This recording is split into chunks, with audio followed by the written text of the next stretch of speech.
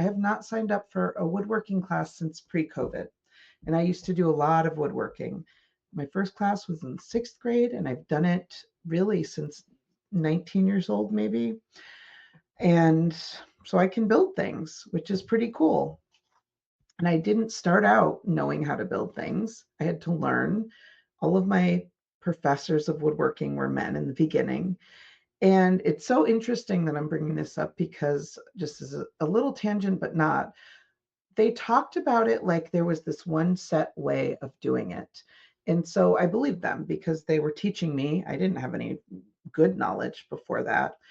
And when I got my first, I'll say, professor of woodworking who was female, my first and only, Sharon was not like that at all. And she let us do things. She taught us the right ways to do it, but it was never talked about like there was only one right way to do it. And that was really important to me because it's the same way in business. I was always taught that there was one way.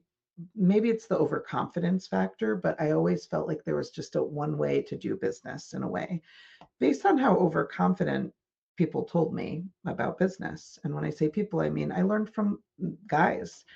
But when I was thinking about how my woodworking and my business lives have been very parallel, when I think about it, it's like I worked really hard to get at the table of business. And what I mean is, I traveled to a lot of events. I really wanted to understand business, but I wanted to hang out with the guys and learn more about business through like those networking events and through building relationships. And there's not a lot of women where I was. So I kind of avoided getting to know people, to getting to know women in the industry, even though I desperately wanted it, because I was trying to get that seat at the table and it's very hard and it takes a lot of energy. And then every time I felt like I had something, it kind of get the chair kicked out from under me. All this to say that I didn't even like the table. It was too tall for me. It was badly designed. It was kind of hacked together. And I don't like the color of the table. And I'm a woodworker. Why am I sitting at that table anyway? I could just build my own table. And I've kind of like had that in my mind for the past couple of years. Why am I pushing in a direction that takes my energy? Why am I not pushing towards the thing that I know is going to give me life?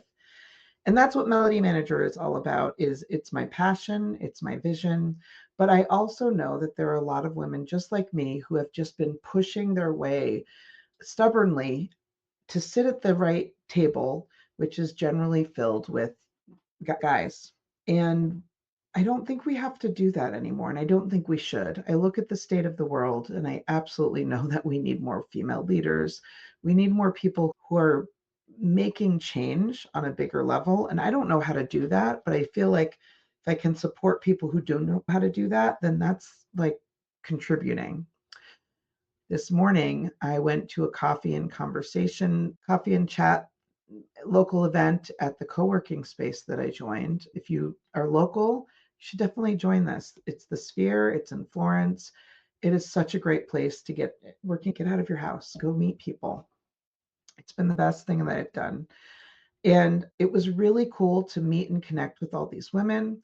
But then also, I won a business accelerator, which I'm very excited about because it comes at the perfect time.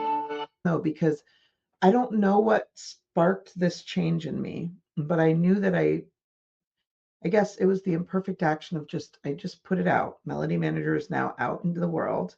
And now I'm going to be in this accelerator that is also going to help propel this. I'm also in a sales and marketing group that we are committed to, and they are awesome at helping me figure out how we are going to market this into the world. How are we going to sell what we're doing in a way that really aligns with my values and the vision?